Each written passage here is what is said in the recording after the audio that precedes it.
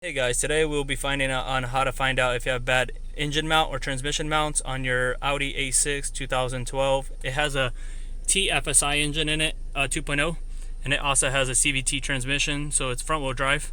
And the way to find out is you're going to start your car, pop your hood open, then you're going to take it out of park, then you're going to hold the brake with one leg, with the left leg, you're going to put it in drive. And then you're gonna like lightly rev it like to 2 to 3 RPMs, and you're gonna notice, well, mine has bad engine mounts, so you'll see what I'm comparing it to. But when you rev it, the engine's gonna hop. And then if it doesn't go the first time, just sit there.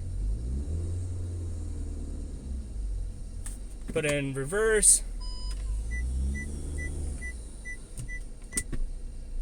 Put it in drive.